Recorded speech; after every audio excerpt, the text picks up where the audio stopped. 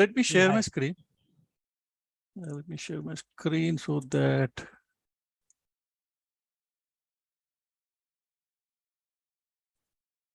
Yes, it's visible. yes, so you guys can see my screen. Wonderful.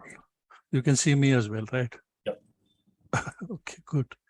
Yeah, so Quit Smoking. This is a book by an author called Ace McCloud.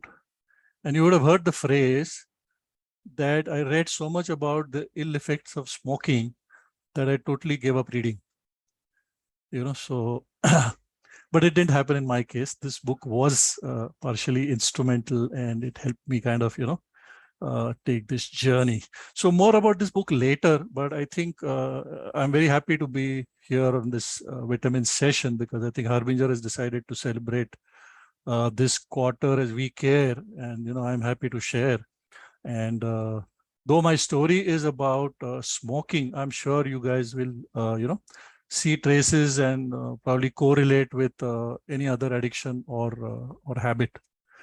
Yeah. So Quit Smoking is a little heavy session, but I'll try and make it light. So let's go on how it all started. Yeah. So early college, 1973.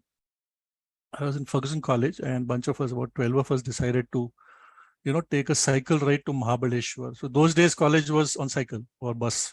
So cycle was a common thing. So a dozen of us said, okay, we go to Mahabaleshwar and book holiday home for 10 days. So we did that, and 3 ghats, and it was quite a adventurous ride to go to Mahabaleshwar. And then every day we kind of cycled to each of these sightseeing points. Yeah, but that was the place where we got inducted to all the good things in life. And not all of us, but at least half of us, did try to have a few drags. And that was a good small beginning. Yeah.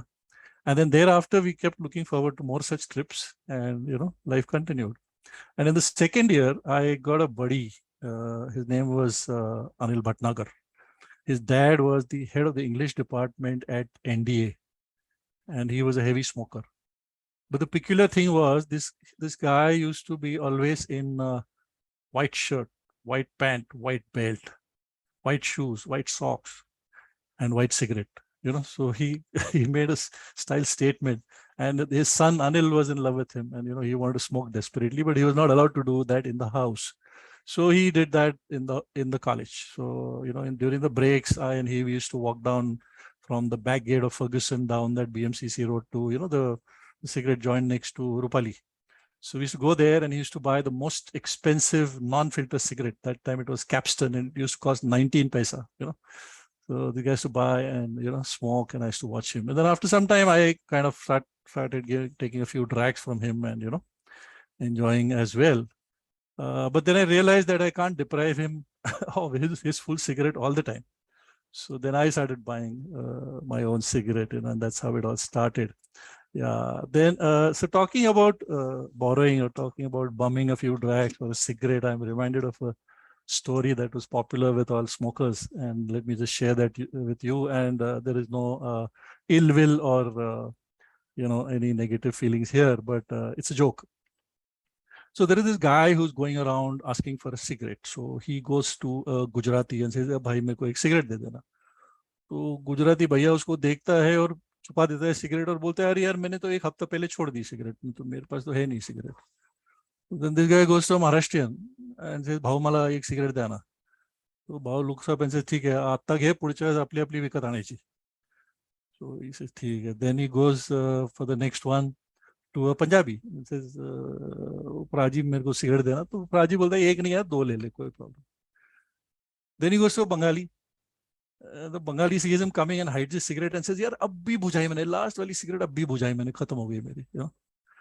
So, and it goes on. Our country is large, and there are people with different behavioral patterns. But the question is, who is the guy asking? Okay, I'll not give you the answer. I'll tell you in the end. Okay, so that's about national characteristics, using bumming cigarettes as an example.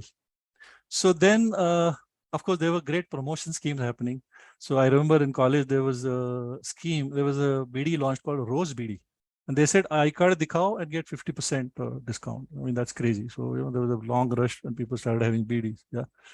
Anyway, from there, we went into hostel life. So when you go to hostel, obviously, you can't run out all the time and buy one cigarette. So you start buying packs. And then there were promotion schemes on packs, and you give 10 empty cartons, and then you get one, one pack free and stuff like that. So hostel life went on, and then you start earning, and then it becomes a lifestyle. Yeah. So then it became a lifestyle for me. And then I said, why not? East or West, whether it is Clint Eastwood or Devanand, yeah, or Gregory Peck or Rajesh Khanna, yeah, everybody smoked, and even James Bond. So I said, why not? So hum bhi ban gaye hero. Okay, so that's enough boasting for the wrong reason. Okay, so what is the scenario for smokers that time? Okay, there was no restriction on smoking. You could smoke anywhere, open air, closed premises. You could smoke in offices. I smoked in office when I was in Bangalore till 1997. Yeah, then I came to Pune and Thermax, and then I had to go to the terrace. Yeah, but yeah, a lot of places smoking was allowed. Even in flights, you could actually smoke in flights. You could smoke in airports. Then later they stopped that, and then they said that there are few seats in the flight where you can smoke. Where they had a special suction arrangement so that the smoke got sucked out, and the rest of the people are not affected. So that happened, and then eventually, of course, it got stopped everywhere, and all closed premises with no smoking. And at airports and all, we had smoking rooms. So I'm reminded of a story of a smoking room. I got down at Singapore once, and then I was desperate for a smoke. So I had to go looking around for the smoking room. And some of you may know that Singapore airport is a very, very big airport, And then I kept walking and walking toward the smoking room. And then I came across a very small room with smoke coming out from everywhere. That was supposed to be the smoking room. So anyway, I went in, and I was wondering whether I should light up or not, because by the time I came from the other side, I probably would have smoked 2-3 cigarettes. So that was the state of the smoking room in Singapore. Yeah. So so life was still enjoyable, and one kind of said that smoking is still trendy thing to do. But I remember in networking, it was handy. You could bum a cigarette, you could ask for a light, especially at conferences. That was a good meeting place. So outside every conference hall, you'll find a few guys hanging around, having a smoke, and it's easy to strike up a conversation. And I think being in sales, I think that was a good advantage for me, because I made the best use of those occasions. Yeah. That apart, yes, because you are doing smoking in and out, day in and day out, there are some lighter things you kind of associate with, So another thing is, you smoke and you take out rings, and you have competitions of, who can have the longest lasting ring or the largest ring and stuff like that, And then you play games with matchsticks, So you have different puzzles that you can do on the table. Then I remember I think Amitabh Bachchan in one movie, he in his style, he was lighting with the left hand and having a smoke. So then we said, okay, now, because that looks very stylish, so let's all do it with the left hand. So we actually practiced, and we became masters of, lighting the matchstick with the left hand and, having so crazy things we were doing, all, fun and games. Yeah. But let's not forget, I think nicotine is one of the most addictive substances known to mankind. And thanks to the millions spent by big tobacco companies to make it that way, So they make it so addictive that it's extremely difficult to give up. And along the process, we develop a lot of excuses, So my excuse was, I just love my smoking so much. So why should I quit? I don't want to quit. It's part of my personality. It's my style statement. It's my companion at every occasion, day in, day out, stuff like that. You come up with these excuses to justify and say that, why I should continue smoking. Yeah. And there was this other thing, like, initially when you started smoking, you think that, you're not inhaling, so you just take a superficial puff and blow it out. And then you justify and say that, hey, I'm not inhaling, so I'm okay. It's not going into my body. And then when it starts going into your body and you start inhaling properly, then you say, no, I'm leading a healthy lifestyle.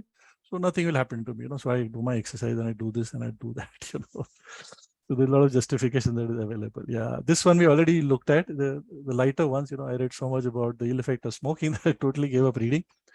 Then there is another question that people ask, yeah, how many do you smoke? And the answer is one cigarette at a time, So I think that's the most logical thing. But you'll be surprised. I had a friend who smoked two, and that also Charminar, he used to hold it like this and I have two cigarettes. So the smoker's world is crazy. Then there was this other thing which said that, if you have 100 packs, it reduces your life by 1 day. And we used to do some smart mathematics and say that, by that logic, we would all be gone by anyway. So these are all lame excuses just to justify the wrong thing that you're doing, because in the heart of your heart, that, nobody likes it. Your parents don't like it. Your wife doesn't like it. Your children don't like it. Your non-smoker friends don't like it. You can't smoke in the office. You cannot, live like a normal free citizen. But yeah, so you make efforts to cut down. So what do? So you try and eat something, and then you say that, okay, when I'm eating, at least that is the time I'm not smoking. Yeah. But then, of course, the moment you finish eating, you light up. Then you say, okay, I do some exercise. And, then you go for a walk, and then you stop by a cigarette shop, and then you have a cigarette, because it's crazily kind of addicted. Then you use punching bag. Then you buy regular cigarettes and not king size. The regular ones are smaller than king size. You say, okay, I take lesser intake of tobacco. Then you cut the cigarette in two and then say, okay, I'll have the smaller one. And then after some time, I'll have the next one. Crazy things you try. Then you do electronic cigarette. The electronic cigarettes are again banned now, but there was a time when they were allowed. So those are the things you do. Then I also tried some homeopathic medicine, which was yuck. And it actually gave me a nausea. And I kind of, I was smoking also, and I was hating that thing, and it didn't work. And neither did, chewing this nicotine gum.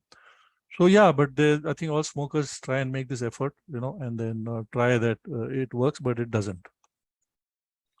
So how did I give it up? Okay. So all good things must come to an end. If at all you want to justify it's a good thing. It is not. You're just blowing away your life, and spending so much money, and getting ostracized.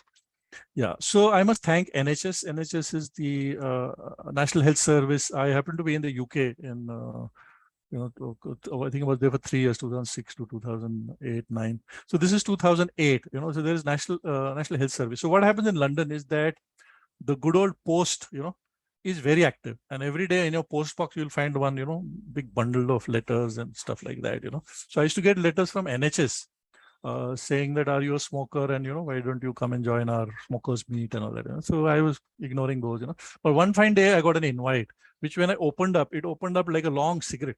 So that looked very impressive. So I said, okay, what is this? So it was an invite for a smokers meet in our locality. So I said, okay, let me go and see. And that time what happened is I was living in a rented house, and the landlady was a very sticky lady. And obviously it was a no smoking house. So you can imagine my plight. And in the cold weather, I used to, take my whole this thing and, with my gloves and go outside and somehow manage to light up and all that. So it was crazy. And if I smoke in the house, the, nicotine or tobacco has a very peculiar habit of sticking to the walls, to the cupboards, to the clothes, so you can't hide it. Whatever room freshener you use, that stink will remain. So anyway, I said, chalo, let me go to smokers meet and see what they do. So it was good. About 20, 25 people were there, and different people who shared their experience of, they're smoking or they've reduced or they've given up, and how did they give up, and stuff like that. So it was okay. Some, generic learning and all that. And then they have it, every fortnight. So the next one I did not, but for the subsequent one, I got a call, and say, hey, you attended the first one, so why don't you come this time? It's a very special one. I said, okay. So I went for that one, and it was very nice. What they did, they categorized us into 3 categories: light smokers, medium smokers, heavy smokers. So anything less than 10 is light smokers, 10 to 20 is medium smokers, above 20 cigarettes is a heavy smoker. So I used to smoke about 25, 30 cigarettes every day, and I was categorized as a heavy smoker. And I was also allocated a counselor. So the counselor who would kind of help me deal with, how should I give up, right? So the very first thing is that everybody there has not come to give up smoking. Somebody like me had gone there to, find out, what happens there, and, how people give up, and, should I think about giving up and all that, So what I liked there is that it was not a smokers meeting to tell people to quit smoking. It was a smokers meet to tell people to enjoy smoking. So the very first thing that happened is, they said, hey, light up. Where are your cigarette? Light up. You're here for a smoker's meet, So everybody lights up and everybody's smoking and having a chat. So it's a smoker's meet, right? But what they teach you there and what they tell you is enjoy every cigarette, So that is very, very important. Yeah, I'm doing a monologue. Sorry for that. I think we'll take the questions only in the end. Yeah, Neville, hope that is okay. Yes, Yeah. Subhash, yes. Yeah, so enjoy every cigarette, So you take your pack, right? Can you see the pack? Yeah, here there's a pack. Yeah, look at the pack, What a beautiful packing. Yeah, look at the color, lovely. How much effort has gone into making this pack look so beautiful, Open it, remove a cigarette, Look at the cigarette. Wow, isn't it a beauty, slim piece of art, Lovely cigarette. Smell the tobacco. Look at the filter, there's a yellow filter at the bottom. Yeah, exquisite. Now I'm going to enjoy this cigarette, Before you put the cigarette in the mouth, take the matchbox. Yeah. Hear the sound of the sticks. Yeah. Look at the compact packing of the matchbox. Yeah. Remove the stick.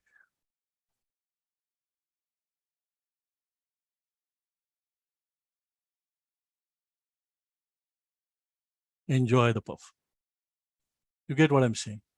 Each and every drag you enjoy, you feel it. You feel the smoke going into your mouth and you feel it touching all over and you feel it coming out. Right? And moment you start enjoying your cigarette, automatically your smoking comes down. Because I remember when I was smoking, I used to light up a cigarette and I had to do something. So I used to put it on an ashtray. And without realizing that I already have a cigarette, I used to light another one. Because it is absolutely dumb. And it is, the cigarette is just happening and you're not even enjoying it. So this is a fantastic lesson there that, I think today they say mindfulness, so whatever you do with, full mindful. So that is what it is. So enjoy every cigarette. The smokers meet, we really learn how to enjoy the cigarette, So that's not all. And then it went on to understanding the process. Now, this is the most important part of the quitting, right? So enjoy the smoking. Yeah. So you enjoy the smoking and you enjoy it so much, then why do you want to quit? If you like it so much, then don't quit, right? So unless until you're convinced that there is a reason you want to quit, unless until you want to wait to go to the hospital and then there is no choice, yeah, that's your choice, okay? And you want to continue smoking and you like it better, go ahead. Nobody's stopping you. But if you want to quit, then let it be a voluntary decision. It's not a compulsory thing. You are making a choice and you're saying, hey, I want to quit, right? So therefore, whether it was the smokers meet or whether it was the counselor, the first thing the counselor used to tell me is, hey, where's your cigarette? Light up.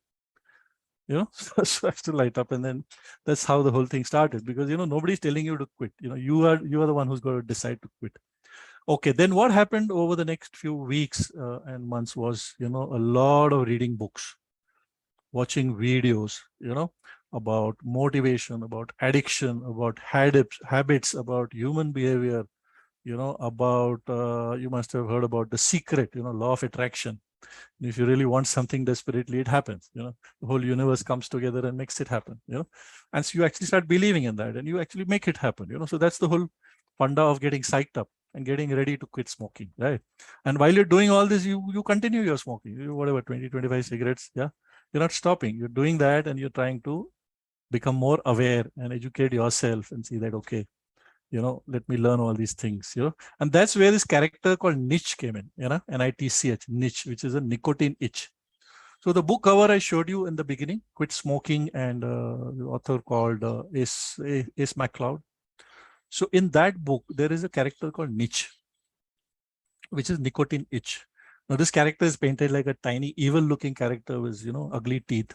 Now that character is sitting inside you, and it is going into your brain and is biting your brain and telling you, I'm hungry, give me nicotine. I'm hungry, give me nicotine, and you as an idiot, you say, oh shit, I have to give it nicotine. So you go pick up the nearest cigarette and you feed itch and you give him nicotine, right?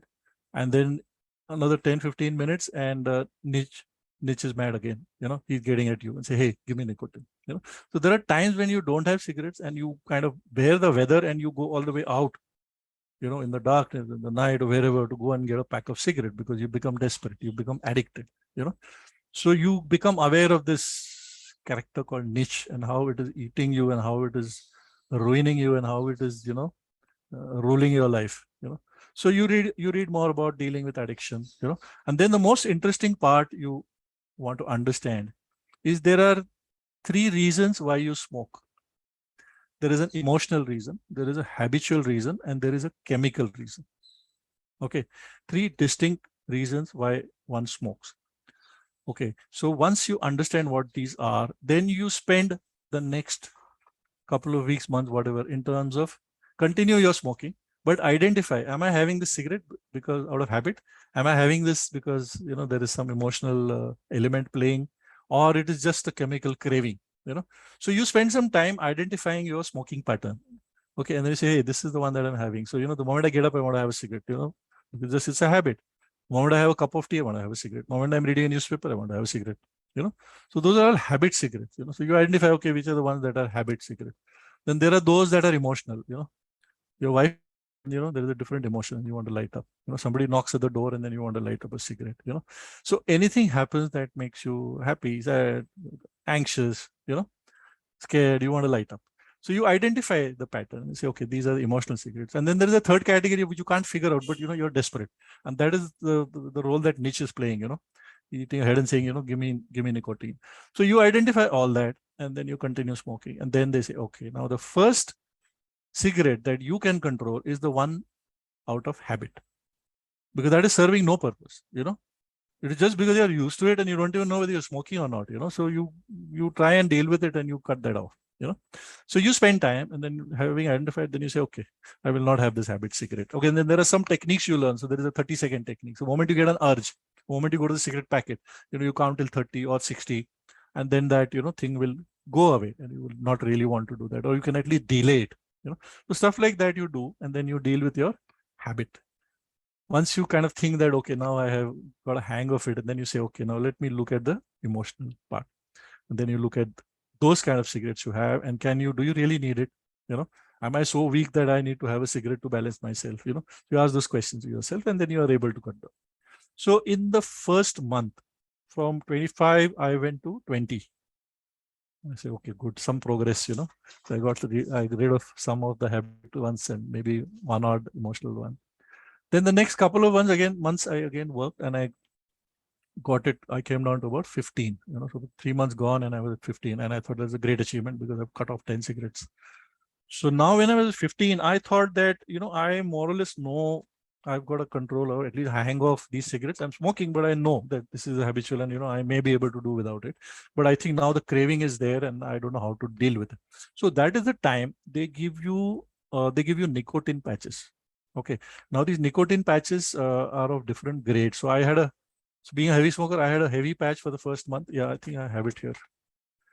Yeah. Can you guys see this? Yeah, so this is that, I think this is the level 2 pack, yeah. And this is actually the patch. I still have it, So this patch is a colorless thing, it just sticks on your skin and it is waterproof or whatever. So every day you wear a patch. Now this patch is magic, and this patch is magic because it suddenly drops down your craving. So you get up in the morning and you missed your habit cigarette and you say, I'll get this craving. You don't get the craving. You have breakfast and then you still don't get the craving.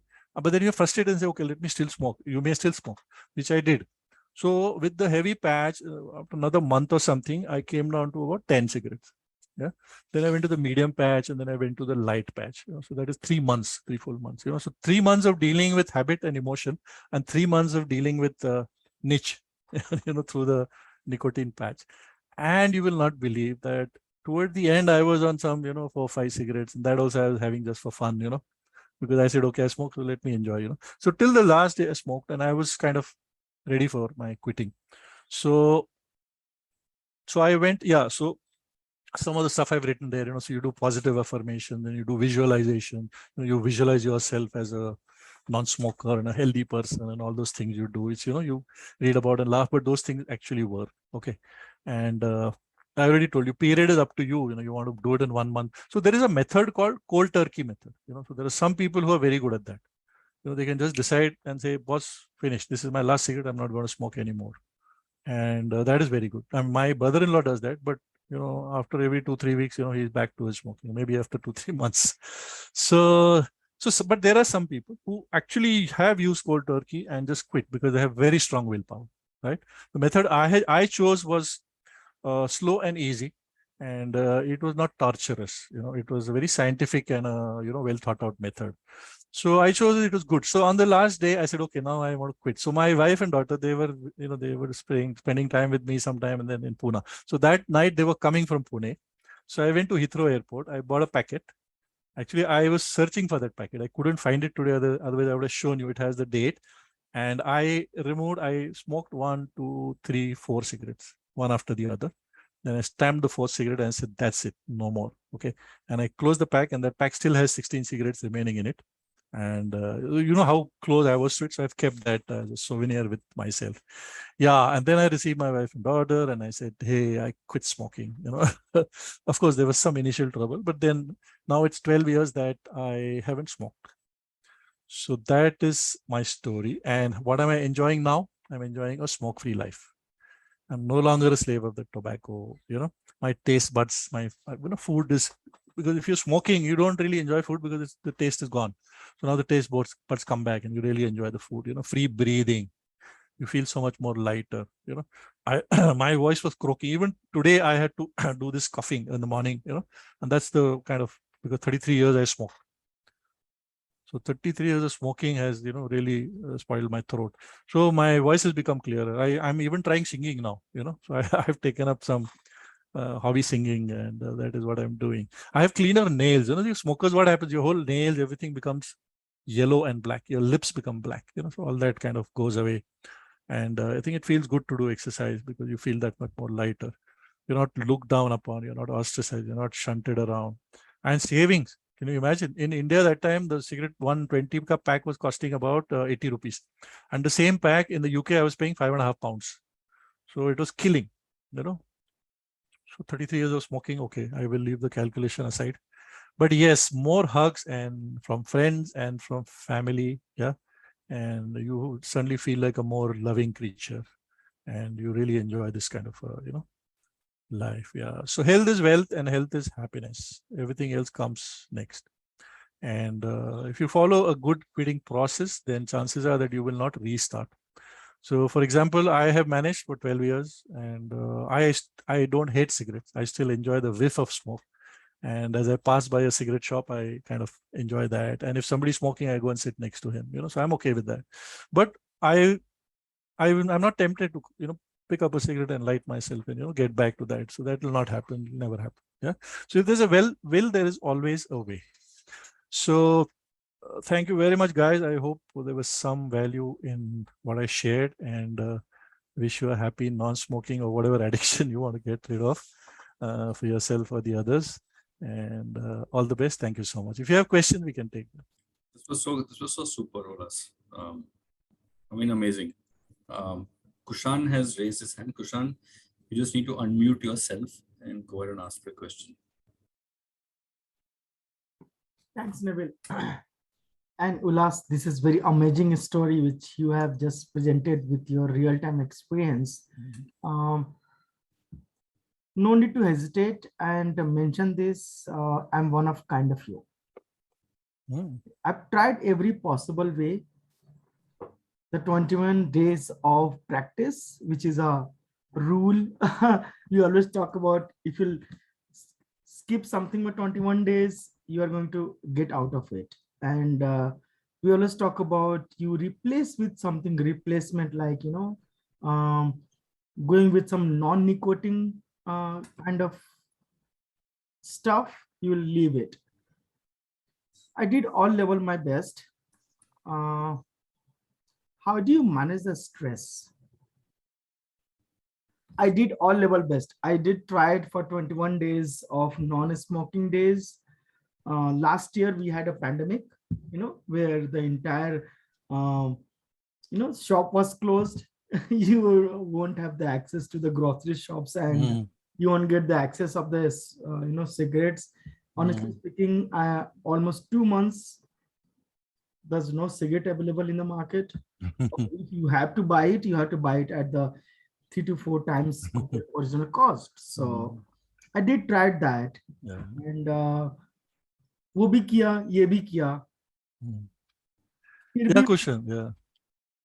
No, it's a tough thing to kind of, quit. And what I can identify with what you're saying, this 21-day thing also works for many habits, but smoking, I told you, it's, nicotine is absolutely crazy, and it really is a hassle until you have very strong willpower, or you make a resolve based on some scientific basis, and you keep questioning yourself all the time, and that makes it a little easier.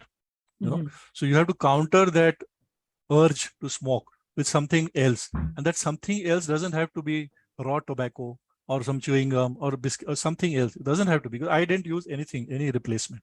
I tell So you, don't replace it with something else. Just get rid of it, and then just use your good knowledge, awareness, and logic to kind of fight it. yeah, honestly speaking, in the last 2 to 3 months time, I don't mind expressing my, and telling each one of you is that, I used to be a very regular smoker, right? Uh, so one day I went to the tobacco shop, and they said that, uh, hey, can you please replace with this? It is equivalent to the 5 cigarettes of your normal regular cigarette type. Mhm. And this one is kind of 5:1, right? So I tell, okay, give me this one, and they tell that, जो आप पहले पीते थे उसका 1 cigarette is equal to 5 cigarette of this. Oh. This may reduce your, obviously, वो अपना cholesterol and everything which comes into the picture, right? We always care about that. I said, okay, chalo, let me replace with some other cigarette which is harming less my lungs. But I could not get rid out of it, right? Okay, coming to the next point is that we are into the work from home structure, right? A call hua, we are just finishing it. Second call hua, we are finishing it. Then we just feel like, let us go to have a cigarette, All I wanted to understand, Ulhas, from your side, that how you managed to not have a cigarette in the stress time when you are having at work. Yeah, so one of the things I did is, I told you about that packet which had 16 cigarettes. I kept that in front of me, because I have access to cigarette. If I want, I can smoke.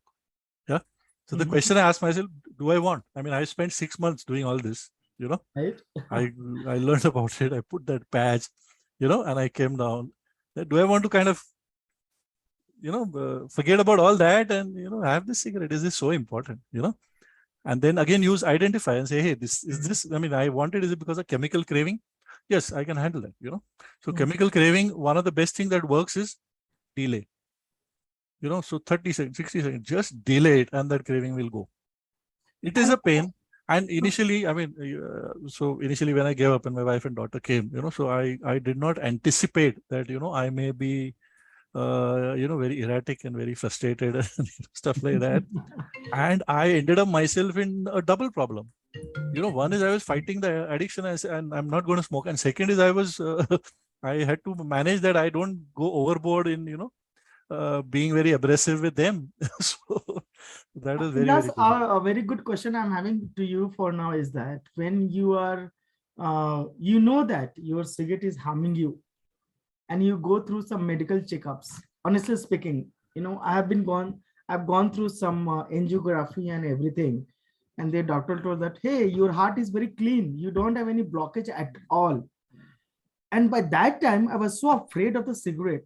It may be causing to the, it may be causing harming my heart, right? It may be causing to the blockage. But when I went through the angiography and everything, beginning of this year, almost end of the last year, it came very clean. Then I feel like I'm safe.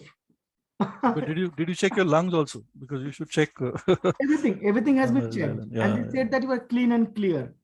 I thought, okay.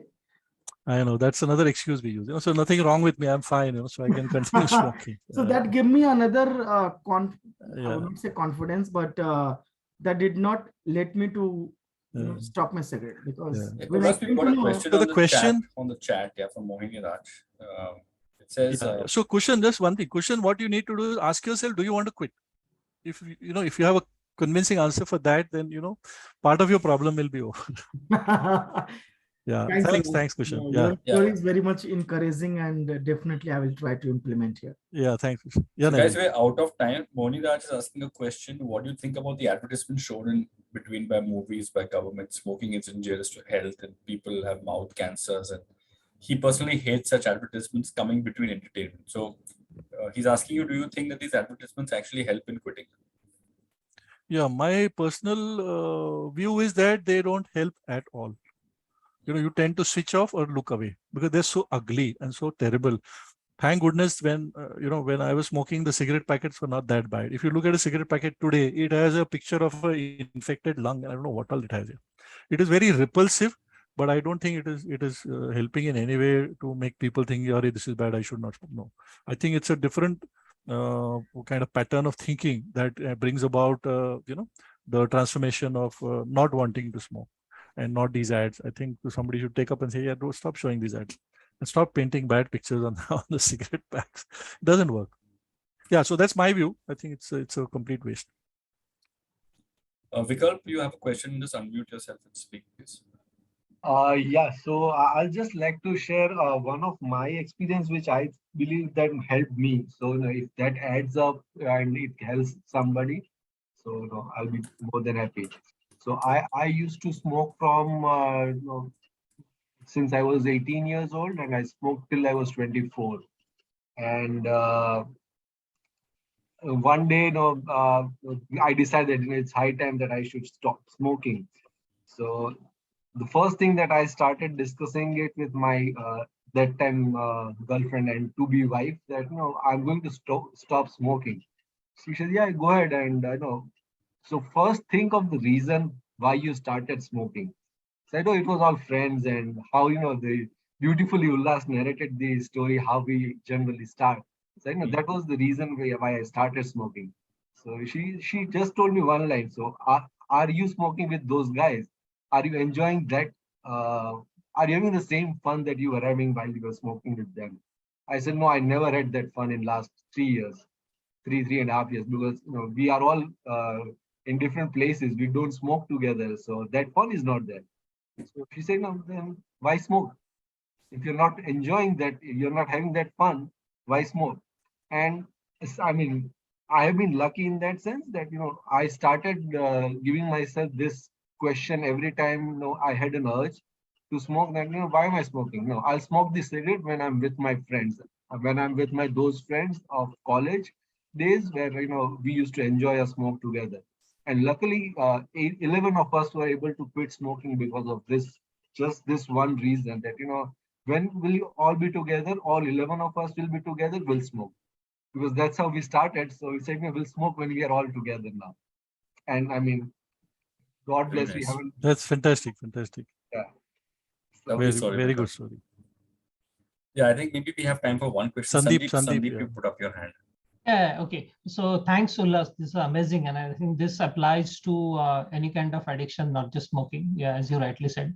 So I just had one point that what I observed was, if you link, the urge to quit to one of your strengths, I think that helps. And I could see that experience happening in front of me when I was managing some distribution network. And one dealer was there who used to, eat a lot of gutka, the tobacco. And then very difficult for him, for that person to quit it. So he said, jo main sochta hu, wo main karta hu and all. That kind of language he used to speak. And then I say, kahan karte ho? Aap chhodte to nahi usko, to kahan chhod rahe ho? So nahi, aap bolo to main karta hu. So then we did the same thing. We took that tobacco, the gutka wala sachet, cut it, and then we put that inside his cash counter, that drawer, just there. And so it's in front of you, it's open, you can eat anytime, just it stick there and let's see what happens. And then this person really showed that conviction that remains there. He never had it. But the only problem was, my question to you was, like, where you experience some kind of medical emergencies because of that. When you quit, then I think your body also reacts differently. And then he had to admitted to the hospital because of the stomach ache, and it was very bad. But still, he continued and get out of it finally. So were there any adverse effects after you quit? Yeah. No, fortunately, there was no medical kind of ailment before and even afterwards. Yeah, so I'm just thinking, so probably because I did it gradually, so it was not a sudden thing, so I think because I did it gradually, it did not really have any, so I mean, I didn't even have a headache or anything like that. But yes, see, the torture is more mental than physical. The physical thing slowly, the first week you'll find some changes, and the next, month or so you'll find more changes. Those changes are, it's a pleasure to see those changes, and those keep motivating you for, not picking up again. But yes, the whole process, I mean, I was told that time that, it's going to take 10 years for it to become normal, and now it is 12 years, but I still have a throat complaint. So you don't know, and even my nails, I think my foot nail, so I think the two of the toes still have some black tinge, so I think that is again because of manifestation of the tobacco into the edges, So other than that, no, I was fortunate. There were no other, So thanks. Just last question. Who was the person who was trying to bum off the cigarette of the Gujarati and the... Yeah, it's good. I forgot about it. It is a Mallu. Sorry, there are Mallu. Ratish won't mind, but yeah, the Keralite is the guy who goes around asking. Yeah. Super, Okay. super. Fantastic. Great. All right, I think that brings us to the end of today's session. That's amazing. Thank you so much. We have recorded this session. Oh, yes. Good. Thank you so much for sharing your thoughts and your ways in which you got out of the habit. Do hope that it adds value to somebody. And even if we can stop one person or somebody can stop somebody smoking, I think it'll be a fantastic effort. So thank you, everybody. And thank you, folks who have joined on this call.